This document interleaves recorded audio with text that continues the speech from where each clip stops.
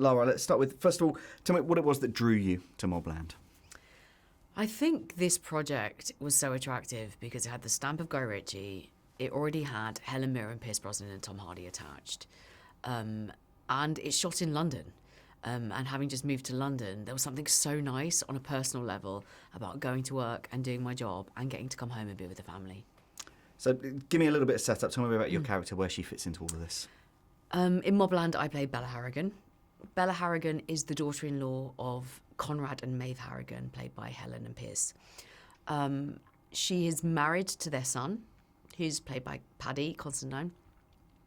And we kind of meet her at the very beginning when her son has been on a night out with a kind of rival gangster family. And it hasn't ended well. And the conflict of trying to back your son, protect your son, but also when he's done wrong, trying to protect yourselves, protect the whole entirety of the Harrigan family, which is then when we're introduced to Tom Hardy's character, who is essentially the fixer, the go-between, who comes in when the Harrigan family cause these huge tornadoes in life. You mentioned Paddy there. Tell me a little bit about that relationship, how the pair of you work together, sort of building the history and making this relationship believable. What's really interesting about Bella and Kevin's relationship is that they are really not on the same page to start with. There's a disconnect. It really feels like a loveless marriage, essentially, at the start. As well as Paddy, there's a fantastic cast here. Tom Hardy, Pierce Brosnan, Helen Mirren. Tell me a little bit about working with the icons. It's brilliant. It's brilliant to go to work with the likes of Pierce and Helen and Tom. I mean, they bring their A game, and then we have so much fun within it. It's delicious work. I mean, I think as characters, Harry and Bella find almost relief in each other. There's a honesty, there's a straight talking, delicious wit, humour. They kind of push each other's barriers. And I think she's quite chaotic as a person. You never know what you're going to get. She's savvy, she's smart, but she's also slightly damaged goods. As well as this stellar cast, another top sort of marquee name involved here is Guy Ritchie. Tell me a little bit about working with Guy and what does he bring to, and particularly when it comes to his sort of vision of London.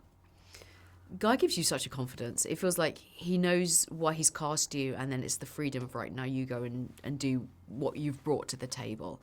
And I think having the confidence of what he brings and the kind of brand that he brings that everyone buys into, like globally, everyone is a Guy Ritchie fan.